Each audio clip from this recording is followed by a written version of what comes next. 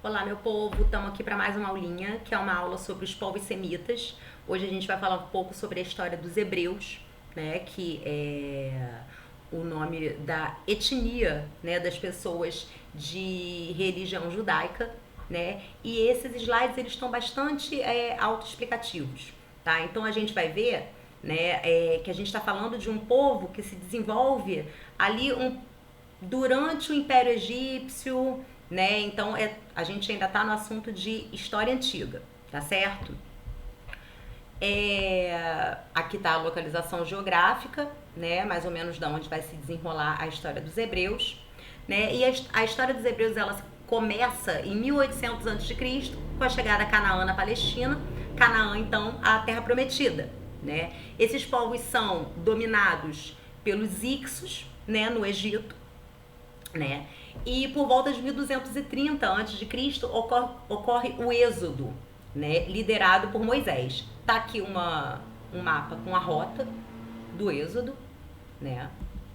Aqui a tábua, né? Com os mandamentos, né?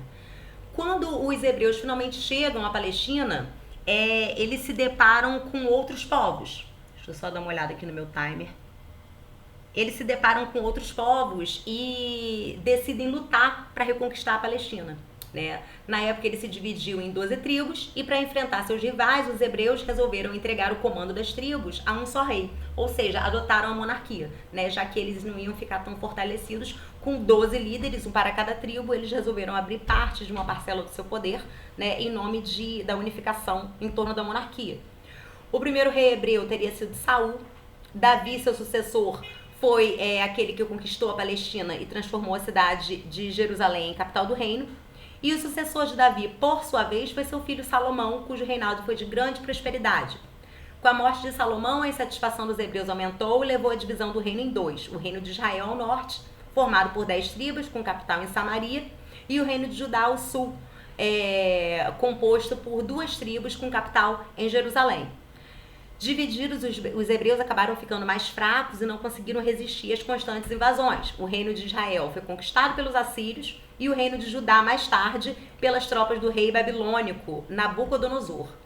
Na Bíblia, né, a Bíblia chama esse acontecimento de cativeiro da Babilônia, que é visto como um castigo de Deus por causa da ganância dos líderes hebreus, das 12 tribos de Israel. O cativeiro durou até 539 a.C., quando os persas invadiram a Mesopotâmia, permitiram que os hebreus voltassem para o seu antigo território. Mais tarde, então, os hebreus são novamente dominados, só que dessa vez por outro povo, os romanos. E como não conseguem resistir, houve início da diáspora, ou seja, a dispersão dos judeus pelo mundo. É por isso que a gente fala assim, olha, as 3 principais religiões monoteístas são o cristianismo, o judaísmo e o islamismo, né? Existe uma disputa muito grande, né, de poder entre essas 3 religiões monoteístas. E o que a gente vai ver é que a partir do momento em que os judeus se dispersam pelo mundo, com esse evento que entrou para a história como diáspora, né, eles vão ser alvos de sucessivas perseguições religiosas e preconceito também, tá? Continuando, enquanto a maior parte dos povos da antiguidade era politeísta, os hebreus eram monoteístas. Esse povo também acreditava ter sido escolhido por Deus para servir de exemplo à humanidade. Mesmo dispersos, os judeus mantiveram-se em comunidades e fiéis a seus hábitos e suas tradições.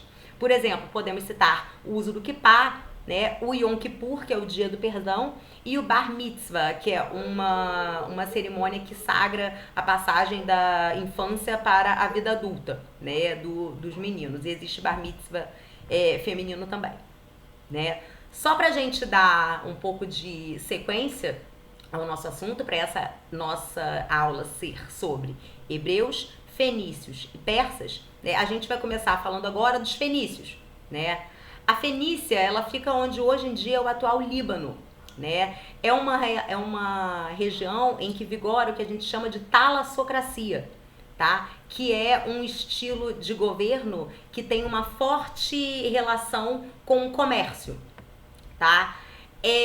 As principais cidades-estados dos fenícios eram Ugarit, Biblos, Sidon e Tiro, né? Então, a principal forma de economia desse povo era o comércio, navegação e também a pirataria, né? E eles atuavam ali no mar Mediterrâneo, tá certo? O maior legado dos fenícios, que é uma coisa que a gente adota até o dia de hoje, é o alfabeto. Simplesmente as letras, né, do nosso vocabulário são herdadas dos fenícios, tá bom? E a religião deles era politeísta. Não sei se dá pra ver aqui mais ou menos onde ficava. Olha, temos Egito aqui, Mesopotâmia aqui, e a gente está vendo, lembra do crescente fértil, a gente está vendo que outras civilizações que nós vamos estudar também são civilizações que se desenvolveram dentro desse crescente fértil, né? A gente agora está falando da Fenícia, daqui a pouco a gente vai estender um pouquinho mais nosso crescente fértil para falar dos persas, tá? Para falar dos persas de forma corrida, né? Porque a gente não tem necessidade de se estender muito, apesar da importância desse povo, né, foi um povo que quando era um povo muito guerreiro, né, e que se expandiu intensamente, né, os persas habitam hoje em dia é o atual Irã, o país Irã, né, a gente pode então chamar esse pessoal também de medos, escreve medo também, né, mas fala medos, eram povos medos e os povos persas constituindo essa civilização. Formou o maior império da antiguidade oriental, ou seja, daquela antiguidade que se desenvolveu no leste, no lado leste do mapa mundi, como a gente tem na nossa cabeça, né? Seus principais imperadores foram Ciro e Cambises, devido às conquistas territoriais, mas com Dario I, eles chegam ao auge do seu tamanho. Tá? Dessa maneira, para melhor administrar, né, já que o império ficou tão grande, eles resolvem dividir os impérios em províncias, que a gente chama de satrápias. Quem liderava essas províncias, que, fazendo uma comparação meio tosca, mas eu acho que ajuda a pensar, né, os governadores dessas satrápias a gente chama de sátrapas. Né? Eles também foram aqueles que desenvolveram a primeira moeda internacional, que era o dárico. Isso facilitava as trocas comerciais, né? E justamente por conta do tamanho em que o império acabou tomando, eles acabaram investindo numa rede de estradas e de comunicações também para melhorar o transporte, né? A ida de uma parte do império até outro, né? Com Xerxes, né? A gente chega à decadência do Império Persa através das guerras médicas, que é uma coisa que a gente vai falar posteriormente, tá bom? Para falar agora do fim dos fenícios, né, foi quando Ciro II, rei da Pérsia, conquistou a Fenícia. Esse povo acabou fugindo e fundando Cartago, né, Cartago que fica na Turquia. Né. Ao fim de 3 conflitos pelo domínio do Mar Mediterrâneo, durante as guerras púnicas, Roma destrói Cartago e passa a dominar o comércio do Mediterrâneo.